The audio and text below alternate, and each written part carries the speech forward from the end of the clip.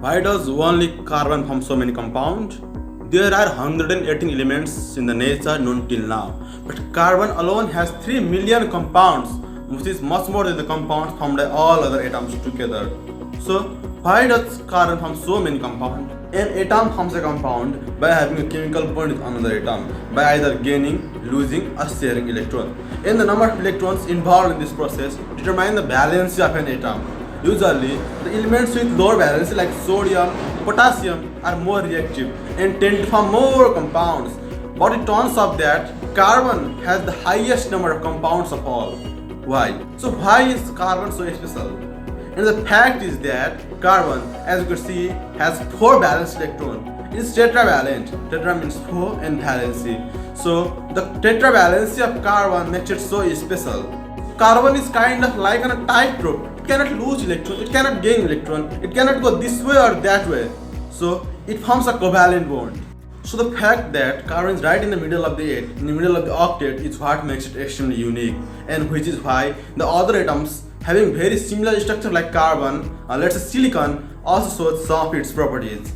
Silicon too can form large chains like carbon. So before we go to silicon, we have carbon, right? So this carbon has 4 valence electrons. That means it is tetravalent. And this tetravalent gives rise to some interesting property. And the first among them is catenation.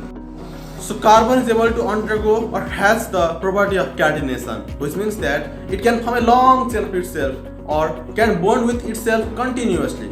How? Now if you imagine that carbon is here on this side, and now if you know that carbon has 4 valence electrons, so one of them comes from hydrogen, and from another from hydrogen, and another from hydrogen. And the next can be carbon itself, and again some hydrogens can come in, but next can be carbon itself, carbon itself, carbon itself. So the compound can bond with carbon continuously.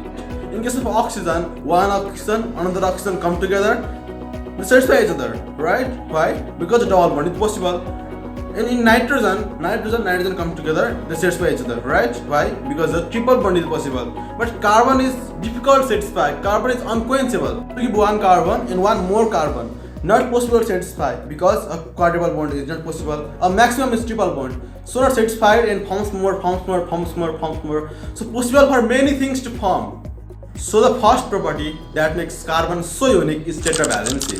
Because it has tetra, two cannot satisfy each other, and so it forms more, and gives rise to an interesting property known as catenation, which means carbon can form long chains of itself or can bond with itself continuously. But this is not enough.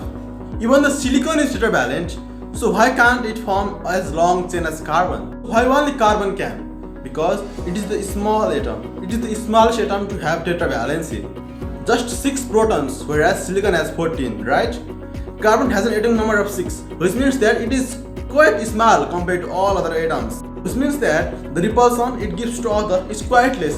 The electronic repulsion, the repulsion to electron is quite less, right? It means that one electron repulses another electron quite less, and so it is possible to form pretty weird molecules. Let's say here is a carbon, and here is one more.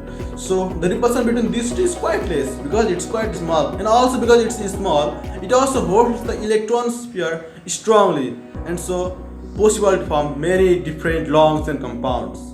So it's quite different here and quite unique, and so it forms millions of compounds dominating the entire chemistry.